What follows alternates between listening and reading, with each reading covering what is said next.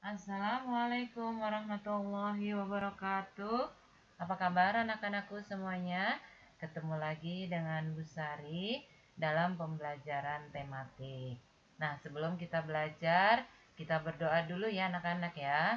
Doa sebelum belajar. Bismillahirrahmanirrahim. Rabbi zidni ilman warzuqni fahman.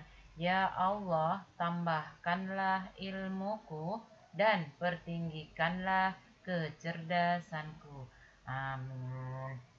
Nah, anak-anakku semuanya, pada kesempatan kali ini kita akan membahas tematik tema 1 subtema 2 pembelajaran 4 ya, kelas 5. Nah, Indonesia adalah negara kepulauan yang memiliki keragaman kenampakan alam yang luar biasa. Luas wilayah daratan Indonesia adalah sepertiga dari luas wilayah Indonesia dan 2/3 wilayah Indonesia berupa lautan atau perairan. Nah, ketampakan alam adalah bentang alam yang ada dengan sendirinya, ya. Jadi langsung ciptaan oleh Allah Subhanahu wa taala.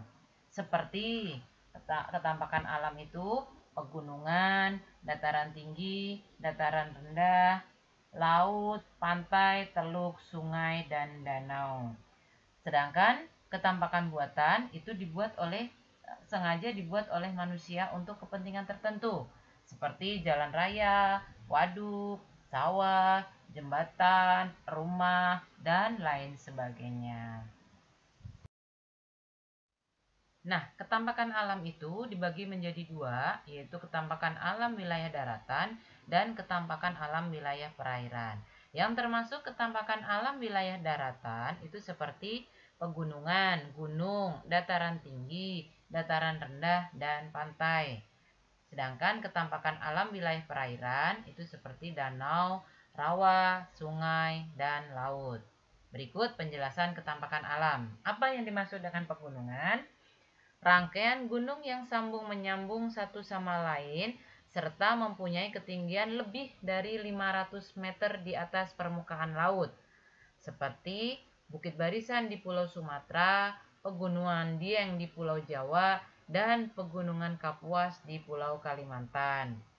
Yang kedua, dataran tinggi adalah daratan yang terletak pada ketinggian lebih dari 600 meter di atas permukaan laut, seperti dataran tinggi Priangan, Jawa Barat, dan dataran tinggi Brastagi di Sumatera Utara. Kemudian yang ketiga, itu adalah dataran rendah, yaitu daerah yang memiliki ketinggian 0 sampai 200 meter di atas permukaan laut. Selanjutnya, yang keempat adalah pantai, yaitu wilayah perbatasan antara daratan dan perairan.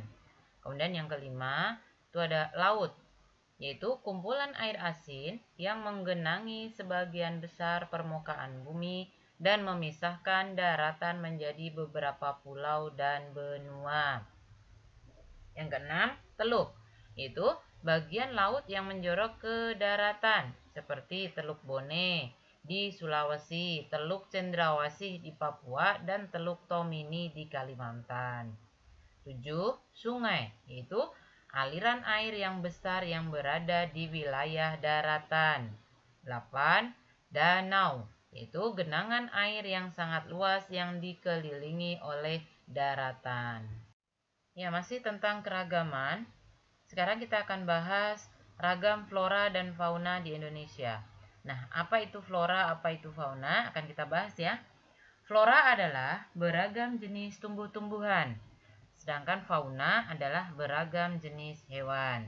Nah, berdasarkan variasi curah hujan, flora di Indonesia dikelompokkan menjadi 4.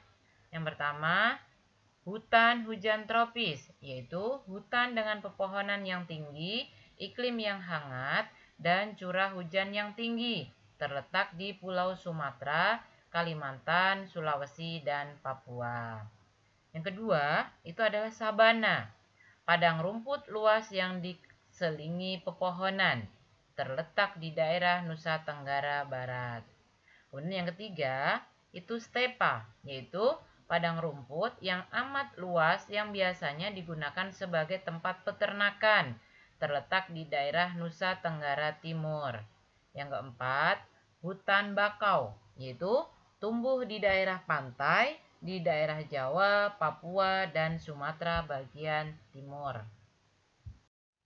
Sedangkan fauna di Indonesia itu dikelompokkan menjadi 3 jenis, yaitu 1. Itu fauna asiatis. Nah, seperti hewan-hewannya adalah gajah, harimau, orangutan, banteng, badak, dan beruang. Fauna ini terdapat di wilayah Indonesia bagian tengah, seperti Sulawesi, Nusa Tenggara, dan beberapa pulau kecil di perairan laut dalam. 2. Yaitu fauna peralihan, ya, seperti komodo, anoa, biawak, dan burung maleo. Yang ketiga itu adalah fauna australis, yaitu kanguru, kuskus, landak Papua, burung cendrawasih, dan burung kasuari. Fauna ini menempati wilayah Indonesia bagian timur, seperti kepulauan di Papua dan Maluku Utara. Ciri fauna ini adalah tinggi tidak terlalu besar. Nah, ciri paling khasnya di kawasan ini adalah mamalia berkantong.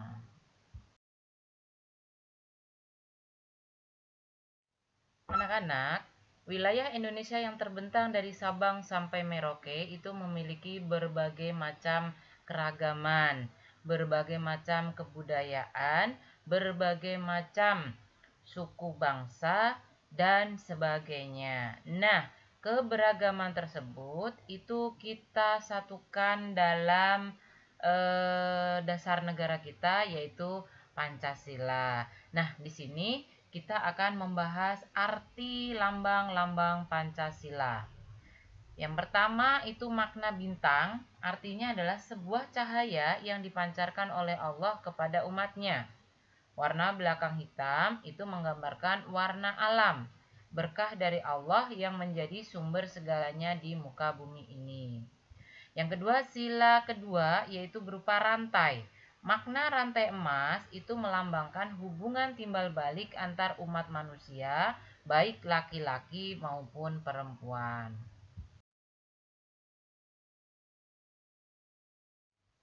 Lambang sila ketiga itu adalah pohon beringin. Maknanya adalah Pancasila sebagai peneduh bangsa Indonesia untuk berlindung dan aman serta menggambarkan persatuan bangsa Indonesia. Kemudian sila keempat itu adalah banteng atau kepala banteng. Diartikan sebagai hewan sosial yang suka berkumpul dan bergelombol. Saat banteng berkumpul menjadi lebih kuat dan sulit diserang lawan.